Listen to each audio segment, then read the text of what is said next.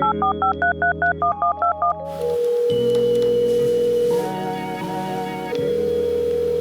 we're live. Welcome to Don't Be Coy. I'm your host, Uncle Lou, and today I have the honor, pleasure, and the utmost appreciation to have with me today Miss Amber Blackshear. Amber, thank you for being on the show. How are you doing this morning? I'm doing good. Thank you for having me. Oh, that's good. How was your week? Week was good.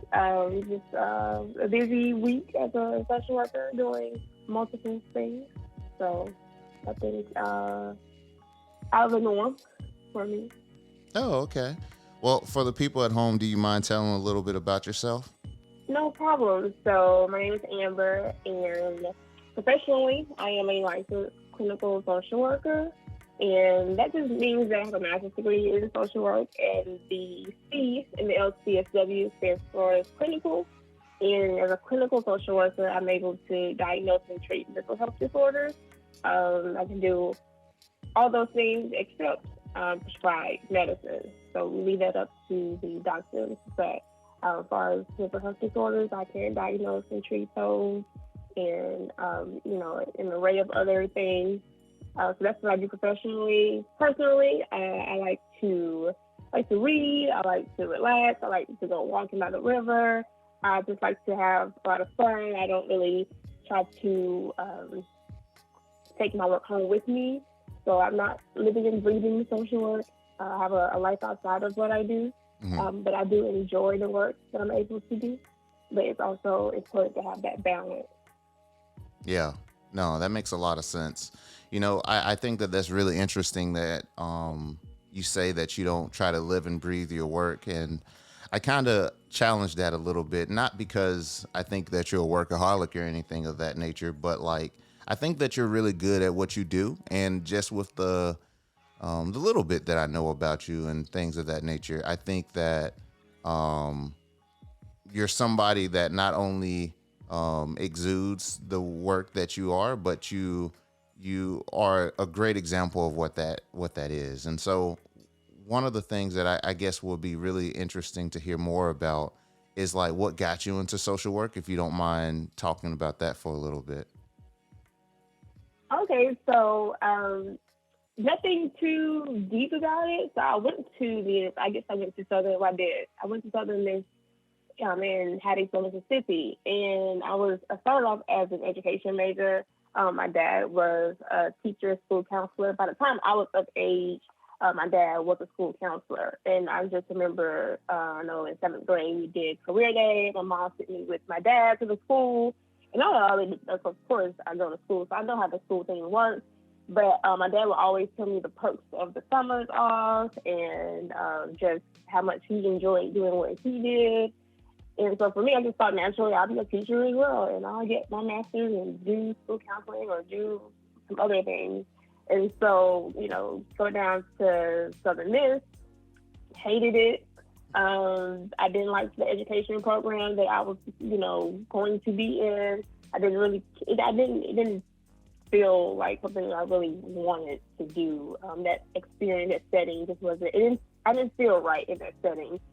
So a lot of things were happening my freshman year of college. I remember like the first day, one of the girls who, you don't know anybody the first day, but someone that lived in my building, she ended up getting killed like the first day of classes. Oh So they wow. had counselors there, and that was kind of very like traumatic because like we literally just started school that day. And it was like on a Tuesday. So it wasn't even like all your classes that you just been to all week yet. Hmm. So that was like really tough to like go through. And then the trash was like every day they were getting trash, and they was like waking me up. And I'm like, I just don't like it here. So one of my best friends went to Mississippi State, and she was having like the same experience. She's like, I hate it here. I want to leave here.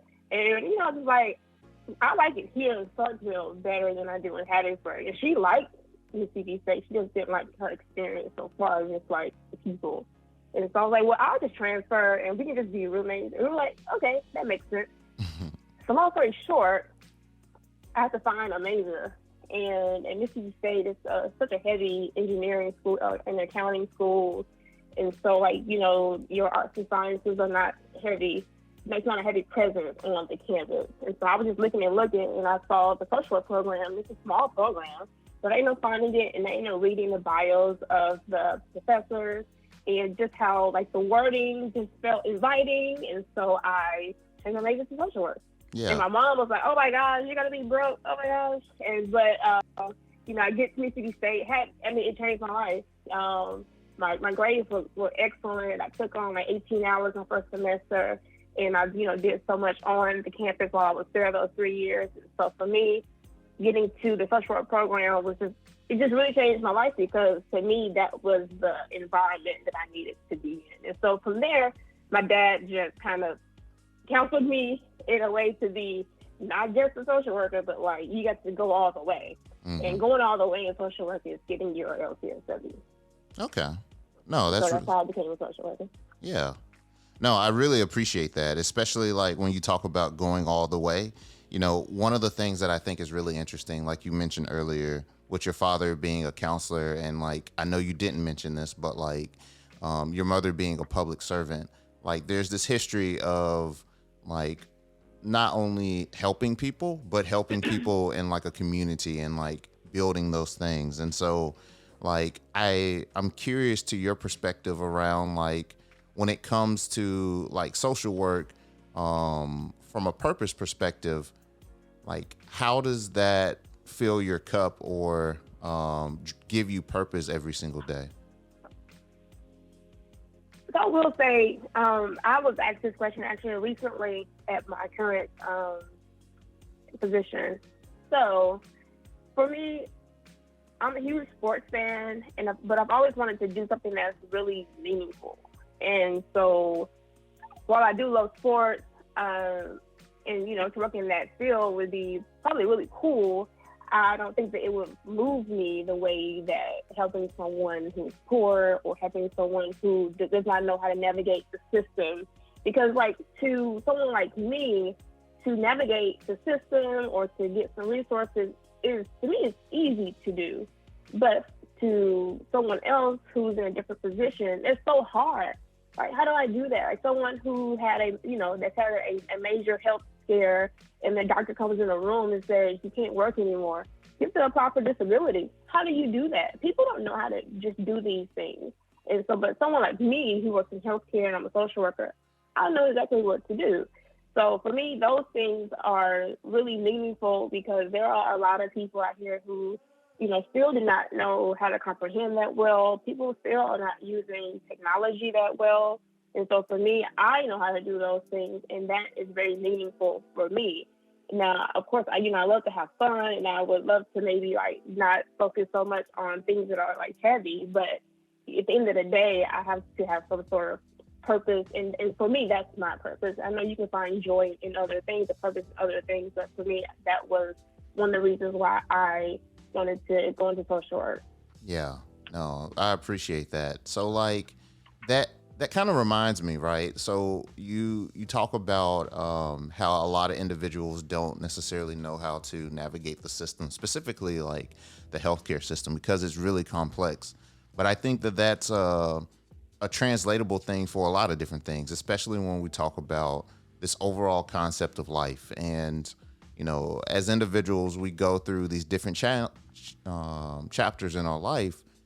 It's interesting to understand and know all of the different resources that are out there for us. And like, I think when it comes to social workers, they have a unique place when it comes to helping individuals navigate those things.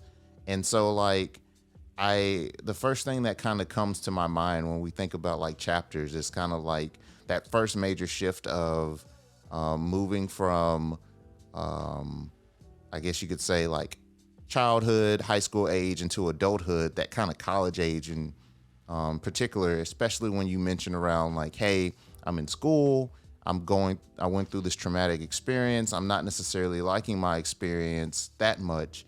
And you realize that, hey, I think it would be best for me to go to a place where I have a better community, or at least something where I could at least build a community.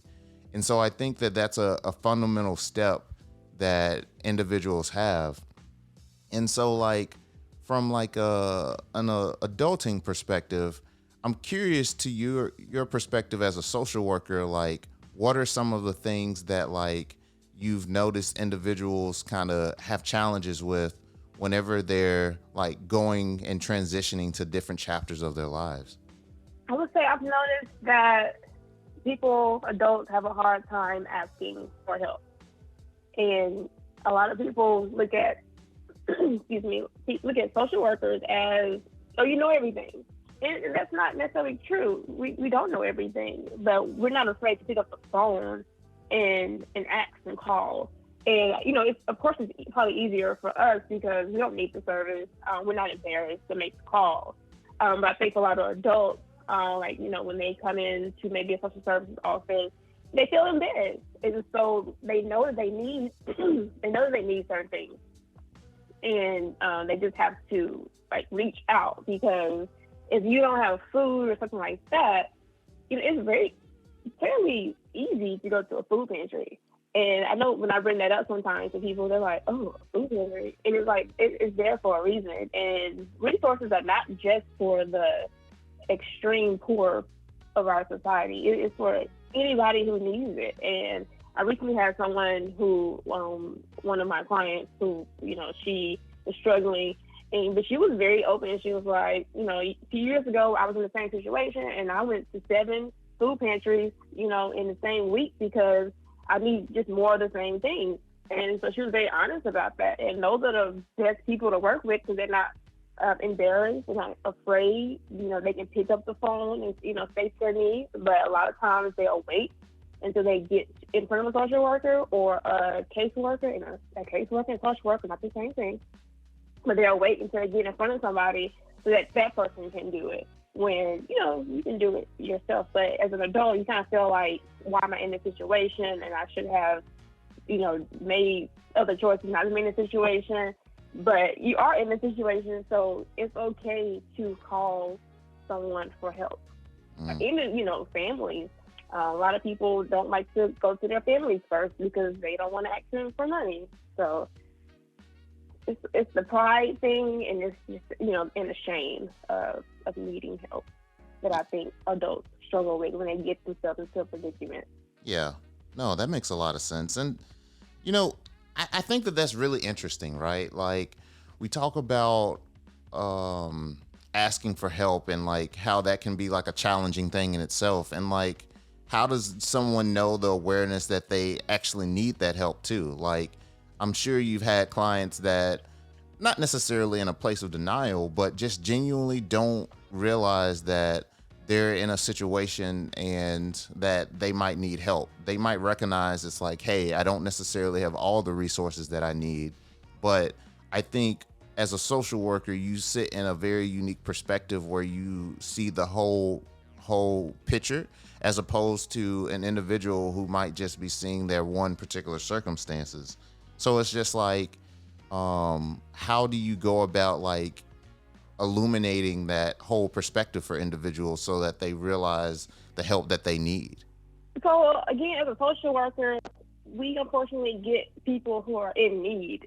So for me, my job is kind of halfway done as far as the awareness part goes. If you're looking at me, then there's something going on with you. Otherwise, we want to see each other. But I will say I don't want to say small things, but I will say things like if your health is declining because, let's say, you're not able to afford medicine and you've gone too long without filling a refill or going to the doctor, and then, you find yourself having to forego your health in order to maybe buy food, and now you're like, you can't do this, for long. Those are things that, I notice whenever I see people, talk to people. Now, when I used to work in dialysis, and that's people who have kidney failure, a lot of times, a lot of poor people are on dialysis. And, the kidney has different stages. And if you're going to see your doctor regularly or at all, your doctor can tell you which stage you're in, 1, 2, 3, 4. And so if you're a person who, your resources are very thin, you're not going to the doctor, but you have high blood pressure or diabetes, but you're not going to the doctor, taking your medicine or whatever, you can find yourself in the hospital all of a sudden. And now the next thing they're saying is dialysis, and then people wonder, how did I get here? And it's, you know, because of not having, resources, which is money or support, things like that. And so now you're in the hospital, and now we're looking at each other because this is what, led you to me, and now I have to help you. So I think, like I said, the job is usually halfway done by the time I see someone. So I'm not seeing people, at their best, unfortunately. Mm-hmm. But I am here to, assist and help the way that I can. But I think if you're just a person out in society, you just have to kind of look at your life, like, how are your finances looking? How's your health looking? What are your future goals? If you're not feeling like you're maneuvering the way you want to, so, what are the things that are stopping you? What are some things in your life that kind of got you, in a bind before it gets worse? Mm-hmm. And you just have to assess those things, on an ongoing basis. Like the pandemic probably has a lot of people, not at their best. And hopefully it doesn't lead to any mental health breakdowns or financial ruin, things like that. Yeah. No, I think that that's a very important step like individuals have to do. And it's like a part of that reflective thing that everyone has to go through as far as assessing their own situation, especially whenever they're like transitioning into different chapters. And so like I'm curious as far as just like with this kind of skill set that you have as far as being able to find resources and being able to easily identify them, like do you see that in a bit as a benefit towards like your personal life or like towards like the non-clinical setting as well? I will say that I do. I just know that I don't always, or I don't qualify for certain things, but like, even like my friends or family, I have a friend, him and his wife just had a baby. And so he was telling me how expensive daycare was. And I'm trying to find like resources for daycare. And I sent some things to him, and he was like, these are for like low income people. And I was like, okay, like, still see, if you can get in on some resources. But I do try to always find some sort of resource just anyway, just to see if it's out there. I think it's just easy to Google and, start from somewhere. But I think a lot of people who, are maybe in our position don't want to take away, so we don't look for resources. I think the main resource that we all want maybe like a student loan resource. And, those are very far and few in between. But just normal, like I need maybe help with my rent, we probably would qualify for something because a lot of times the requirements are not so stringent, but we still probably feel like we don't need to take advantage of that because we are fortunate that we don't have to do that. But there are things out there though. Yeah, no, I think that that's a very keen message there, especially like as I reflect on myself, even whenever I was in grad school, like I had the opportunity to apply for food stamps and I decided to not do it because I felt like I was going to be taking it from someone. But like as someone that's kind of in the field, like are we really truly taking away from someone if like we have assessed the situation and realized that, like you said, like we are in that need and it is something there for us? Like what is kind of like that threshold to say like someone that can benefit from these resources from your perspective? From my perspective, a lot of resources are there based off of the money that is in that particular, program budget. So a lot of programs, I can't just say off the top of my head which ones, but I am aware that a lot of programs operate with these budgets, and if they don't spend X amount of dollars every year, then the next year they cut it. So if you're a person who, you're doing pretty good, but if you know that you maybe can qualify for something and you say, I'm going to just go out on a limb and apply, if you get it, take it. Because that just means that someone else hasn't done it, or maybe someone else doesn't know about it, or, just whatever the case is. If you have the opportunity to get it, go ahead and get it, because a lot of these things are based off fundings and grants. And if you don't use that money, it goes away. So I wouldn't feel bad if I qualified for like someone a grant or some organization paying my mortgage. I would take it Mm. because that money may not be there next year. So Yeah, you mentioned something there that like I didn't even know could be possible as far as just like paying for like mortgages and things of that nature. So like I guess like in this kind of conversation around like adulting and like transitioning into becoming a full grown adult and like leveraging like all the resources that you have, whether it's for like finances, housing, community, things of that nature, like how does one know or even learn about all the plethora of resources that are available that one could even tap into? I would say a simple, really a simple Google search. I think when we think about Google, you're thinking like, oh my gosh, the whole wide web. And I don't start from that. Of course, you do like a simple search, but I think you really have to tap into our local resources. Now, every place doesn't have whatever you're looking for, but for the most part, if you really want to have a better shot, I think if you live in let's say a place like a Houston. Houston is a huge city, so they have a lot of different resources. So you can narrow it down to, let's say you started from Texas looking for resources, and you can keep narrowing it down to the actual city. And you can narrow it down even more to the actual county. So a lot of counties have money as well to help their residents. A lot of small towns have a couple of dollars too to help their residents. So I think we have to start thinking not so big, because if you're living somewhere in Mississippi, but the resources in California, that doesn't help you at all. So Mm-hmm. just always try to think like locally. Think your county, think your town, think something, very convenient and local to you. A lot of churches as well, churches are operating with a lot of money too. And so, they are very helpful in our community. Catholic charities, they are very helpful too. And you do not have to be Catholic to, receive services from Catholic charities. Your local Salvation Army, they have resources too. So I think we have to tap into those things. But again, that kind of goes back to the shame or embarrassment of having to go to a Catholic charities or going to a Salvation Army, or going to, if you're from a small town and you're going to the city hall to get some assistance, you may know somebody, so you may not want to do it. Yeah. And so people think that if I, maybe think big, no one would know me if I apply or however. So, but I always, when I'm looking something for someone, I'm always thinking, where do you live? What's your zip code? Because you can find so many different things in your zip code. Hmm. Yeah, no, that makes a lot of sense. So like, how does one, and I want to come back to that shame piece or like the pride component, because I think that that's a big piece into it as well. But like I hear you saying as far as like leveraging like a quick Google search or something of that nature, or going to like your local church.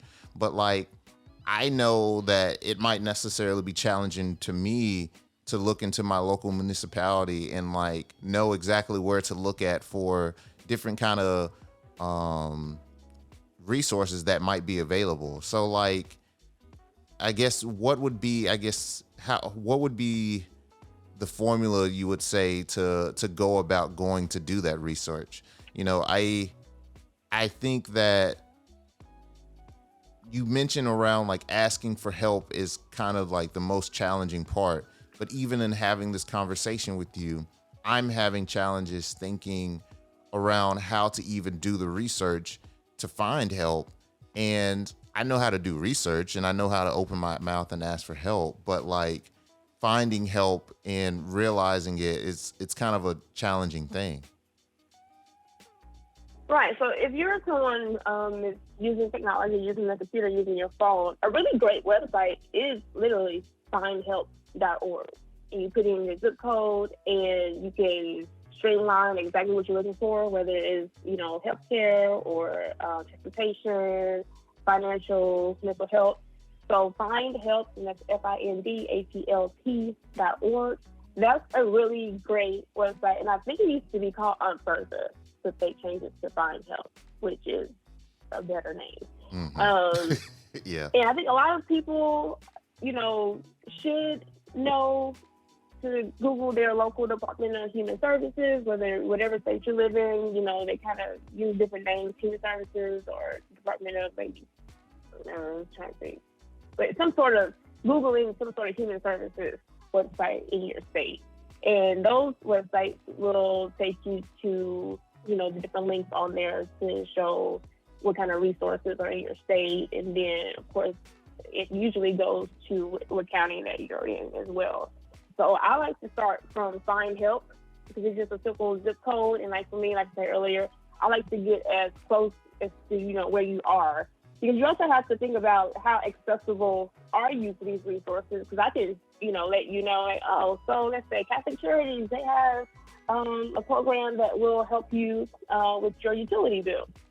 But if you can't get to Catholic Charities, there's no, point in me, really telling you too much about it if you can't get there. Mm-hmm. So I like to start, like I said, very small. But, just starting from findhelp.org or your local Department of Human Services, and that website takes you to different places.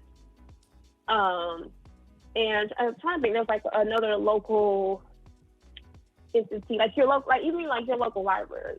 So even like those people are able to, help you on the computer, to help you on the website. Because if you're someone that say you need to apply for Social Security, you can apply on the phone or you can do application on the computer. But if you don't know how to do that, a lot of times we do know where the library is at. Mm-hmm. And so that's a helpful resource as well because, they're not social workers, they're librarians, but they know how to assist people in navigating the internet. So, Yeah. No, that makes a lot of sense. While I was listening to you, I was kind of reflecting a little bit more about this whole concept around challenging situations or knowing whenever you might necessarily need some help or having that accessibility to things. And I was reflecting on like my own experiences about when I've had situations where I probably could have needed help. And like, I didn't either open my mouth and talk to my parents or open my mouth and share with someone else, and like might have put myself in situations that I could have gotten myself out of or never been in to begin with. And so I just think about how that early 20s time frame is kind of like a big transitional period, right? Like you're either fresh out of college or like kind of been in the workforce for a few years, but still not necessarily at the entry level, but still at that kind of entry level phase. And you're just trying to make it. And it's a big jump, right? You start from like being somebody that's a part of the herd, whether it's in school or what have you, and then to being a part of just a major conglomerate of people, the world, and having to be an adult, pay bills, find secure housing, secure finances, things of that nature. And I think that knowing the different resources would be something that would be very beneficial for somebody who's just starting out. And so like if you had some tips and tricks, if you will, for like adulting and knowing the resources that could be really helpful to just not necessarily get a leg up, but have a solid foundation, right? Because I think if I'm understanding you correctly, these resources aren't for people that are just necessarily trying to beat the system or anything of that nature, but really trying to put themselves on a level playing field so that they don't have to worry about all of these concerns that may be pertaining to them. And so I guess my question to you is like, what would be the main resources that an individual who might just be starting out on life want to look into? So someone, let's say that they're, like you mentioned, out of college, I will say your employer, if you have a employer, let's say like a really well-known employer, actually your job is a really great resource because, whether you need like mental health things or, of course, different ways to navigate healthcare and, outside of just going to a doctor, but just things like that. I mean, you have to look and see exactly what your employer offers I think a lot of times we just maybe pay the health insurance plan and go on about our day, maybe to the, primary care doctor and call it a day. But, your employer really does offer a lot of things if you have a employer that, I guess, known or offers a lot of benefits. So I think that's a start.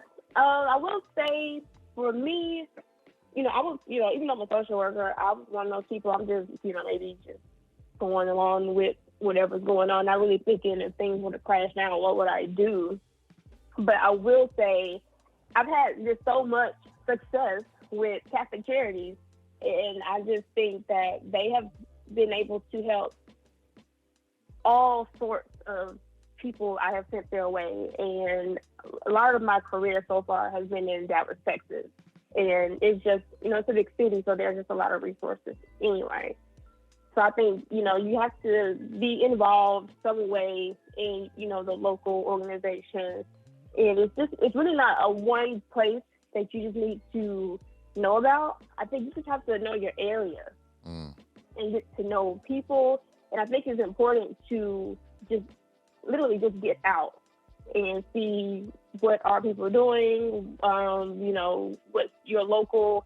I always went to my local, it's not in Dallas where I lived at, they would have like the city meetings. They have the big ones, but they would have small ones too. And I would go to those. And I also live really close to another area in Dallas, and I would go to theirs because people are talking about these things all the time, like different resources, what they're going to bring to the city, what's closing. So you have to kind of get yourself immersed in the city politics wherever you live, just to know what's going on. I knew about, housing when I lived in Dallas, and I went to a few housing meetings. And if you can make those meetings, they put them online.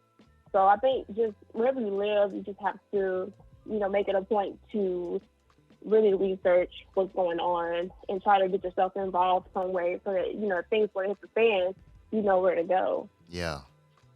But everyone, I know, I get everyone's not, trying to get into politics or, trying to get into that world.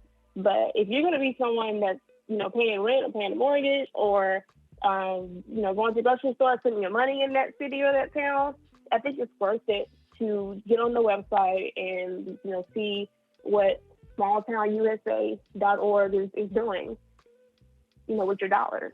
Because you may need, some help one day, and you may need those dollars back. Yeah. No, I think that's a key point right there as far as knowing your community and like knowing the resources that they can provide from there. And so I think that brings up back to that conversation around like pride and having shame around of utilizing resources and things of that nature.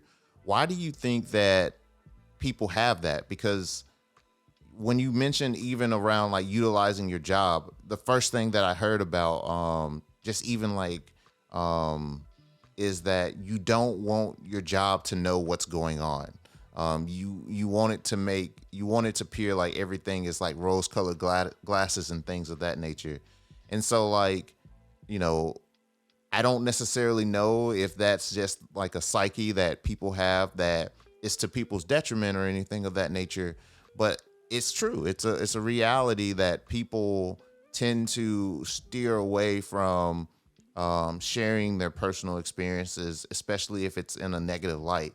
And so I'm curious is from your perspective of like why individuals have that and like how you kind of overcome that, because I'm pretty sure like even as you mentioned beforehand, people obviously need help and they're coming to you for that. But it's, people go to the doctors all the time and they know that they're sick, but they still won't listen to the doctor. Yeah, you're definitely on the mark with that. I would say in my experience, I have dealt with individuals who have done a lifetime's worth of damage to themselves. So, what you kind of get to a place where, you're meeting yet another social worker or something like that, you just kind of feel like, oh, I'm here again, I'm doing the same thing again, I'm in the same situation. I think maybe for people that are, maybe like us, middle class, working our way up, I think we're comparing ourselves not to people so much on the internet, I think, we are maybe have an entirely different view of what maybe adulthood would look like for us. Mm. And a lot of people don't like adulthood, and a lot of people are not motivated. And so if you're not really motivated, you're probably not going to do other things in your life to, elevate you to a certain, quality of life. And so I know a few people that I've, met, and I've had patients from literally 5 to 100 years old. And so I will say sometimes, you get to a place where like, it's not doing good, but you don't want other people to know that. Right. And so when it comes to a point where you have to maybe, need some assistance, people look at young people like they're like they're able-bodied. And why are you here? Especially if you don't have children, especially if you're a man, a man without resources or can't support himself. Society really doesn't like those people. And so I think a lot of it is, if I were to walk into a place needing some assistance, they're going to look at me like, go get a job. Or save your money, or what have you been doing? Not knowing that I could have anything going on. That all you need is one bad financial situation to put you on your feet, in poverty. So I think a lot of people that maybe you want to go to don't have a lot of grace or sympathy, and so when you've already been at your house, already feeling defeated anyway, because you just kind of know what's going to happen when you walk out that door, or when you pick up that phone to call somebody, or things like that. You see, I think when people see even homeless people on the street, and they think like, oh my gosh, why are they living like that? And we don't know these people lives. Whenever I see, even personally, whenever I see a veteran on the street, I think like, why are they not at the VA? Like, what's going on with that? But again, and that's judging in itself too.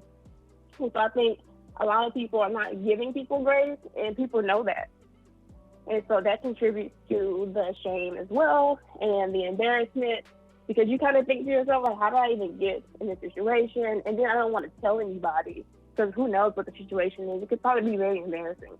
And so, but in my experience, I just think if that person already had a negative experience, it's really gonna stop them from seeing the next person. So I try to make all of my experiences with people, like, okay, it's all right, let's try to do this. Can you do that? I'm trying to make it like we're just doing, something, routine, and not so much grilling. Because I don't really need to know why. It's helpful to know, but I don't harp on it. Yeah. So people don't need other people to harp on, why they're in the situation that they're in, because they're already in it. So we don't talk about it too much. Mm-hmm. But, a lot of different reasons that interaction with other people that may have been negative, and then just personally knowing that you have maybe dropped the ball in an area, especially if you're someone that's been on drugs, or you have done something in your past that's caught up with you. Who knows? Yeah, no, that makes sense. I think that you're absolutely right when it comes to like the societal norms, and like how we just as people, it's just like it's interesting, right? Like, I don't know as far as like your exposure to like other different like cultures and other different communities and things of that nature, but it's like there's something about like our culture in America, or like even in like African American culture, where it's like there is a sense of community, but like there's also a sense of shame when someone doesn't fit the mold, or doesn't live up to expectations. And there's that shame, that the reality that someone might have fallen short for whatever reasons, whether it was something that they did to themselves, or something that it was just life circumstances. But how much empathy do we give people, or how much saving grace do we give people before like we kind of wash our hands with individuals? And like realizing that as a society that, there are individuals that for lack of a better term, unfortunately, try to get over on other people. But there are a lot of people out there that really need true help. And like, for someone to admit that they need help and admit that they, or just build that confidence to come to someone for help, I think not necessarily congratulate, but commend individuals for that that step in itself, because that's a big step. Absolutely. Yeah, no, totally agree.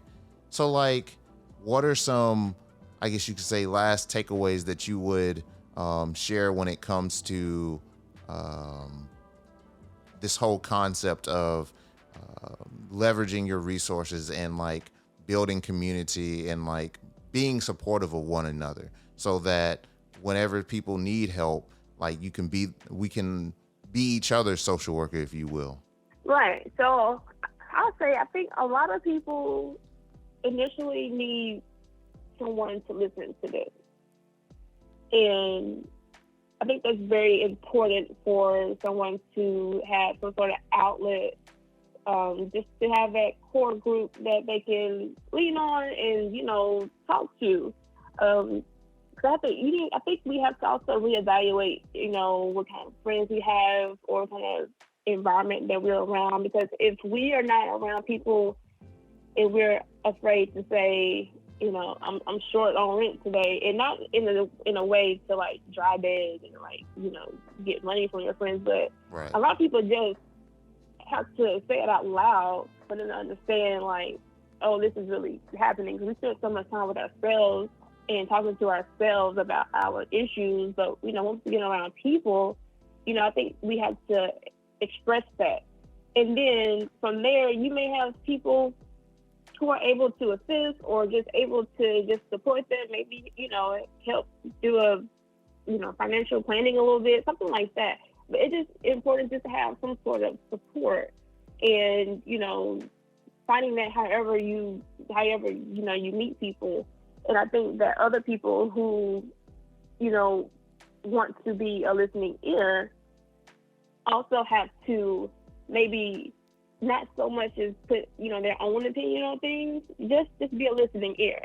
So I know I have a few people, they know that I'm social workers, and they don't take advantage of the fact that I'm a social worker. But a lot of times they just need a social worker or someone to listen to them. And I'm able to do that. And if they want feedback, I give that to them. They don't, that's fine too. And so I think, that's just something very simple to do. I think just being a listening ear. And to understand what empathy is. Empathy is understanding. It doesn't mean that you agree with someone's lifestyle or that you have to tell them what you would do differently. You just have to understand that people's situations are their situations, and you can understand it. Yeah. And you can go from there. So I think one of the things you were also asking is, maybe how to get maybe like a group of resources that you can kind of lean on. And I think you just have to like think about the kind of lifestyle that you want to live.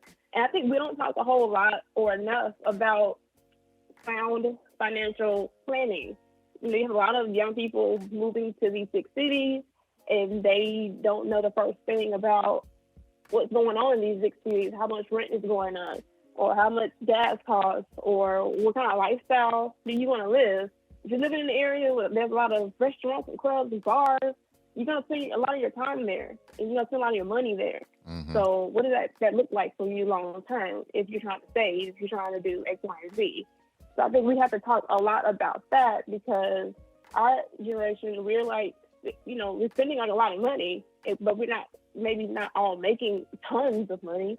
A lot of people, I think, are doing well, but how does that look 10, 20 years from now? So I think we all have to be kind of very honest about our financial situation, because that's what I see the most as a social worker. Now, mental health has been a big thing because of the pandemic, but second to that is finances. Mm-hmm. And so we have to be very careful not to get ourselves into a lot of financial binds, because there's not a whole lot of financial resources out there.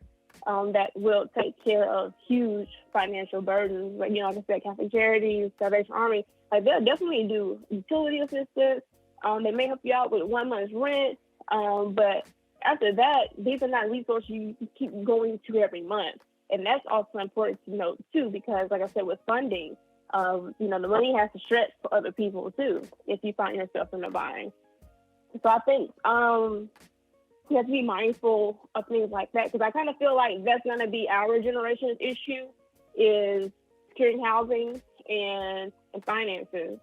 And that's not something you can necessarily talk people through all the time, because they're going to talk about it and they're going to want to need some resources. So, those are important as well. But I just think that people have to really understand who they are, your goals, where you're going, and, the lifestyle that you want to live. And you have to bring people in your lives that are on the same track as you. And I know that's easier said than done, but, to truly live a certain quality of life, it really requires a lot of sitting back and thinking, how does that look? And for me, as a social worker, I knew I could not be where I am today with a bachelor's degree in social work. So I went to grad school, finished grad school when I was 22, got my LCSW. So I lived a certain lifestyle that I knew that I needed to live to have a certain quality of life. And I think a lot of people may not do all the work, but they're living the life that they have not yet worked for. And so, if you're charging your life on a credit card, these things add up, and financials lead to so much depression. And so I just think people have to, really sit back and think, how are you going to live the life that you want, the quality of life that you want? And it's not so much based off of like how much money you have, but how do you want your day-to-day to look and to feel, things like that. Yeah, no, that makes sense. Yeah. Yeah, no, that makes a lot of sense. I hear like a reoccurring theme around like not only knowing yourself, but like knowing your community as well. Because when you know yourself, right, like you can set yourself with, I don't want to say realistic, but you set yourself with whatever your goals may be, however ambitious they may be, and you strive towards that. But yet at the same time, knowing yourself and assessing your situation to be able to live within your means, so that though you're striving for something that might not be where you're at, you're not putting yourself in a bind to pretend like you're already there when you're currently not. But then also having a community that not necessarily holds you accountable, but is that kind of realistic reminder around where you're trying to get to, but also can be that support whenever you need it. Whether that is your actual municipality and being engaged in that community and knowing what resources are available just in case, or your friends and family, and being open and transparent about what your current circumstances are, whether good, bad, or indifferent, and being able to articulate that in a way so that whenever people you have that community, you know that these are people that are going to have your best interest at heart. And whatever help that might look like, whether it's financial or just even just being that listening ear, I think that, as you were saying, these are all things that can benefit us. So ultimately it boils down to when you know yourself and knowing your community and taking that time to build both of those things, it helps you in the long run to getting to where you want to be. Am I understanding that correctly? Right. Okay. Well, I really appreciate you taking out the time to talk with me today. This has been a really great conversation. I have a few lightning questions that I like to run with you, and I'll let you get back to the rest of your day. Okay.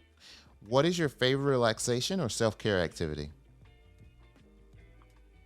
I would say I really enjoy walking on the river. I live not too far from the river here, and so living by the water has been really great for me mentally. So that's my favorite thing to do. Nice. What's your best book recommendation?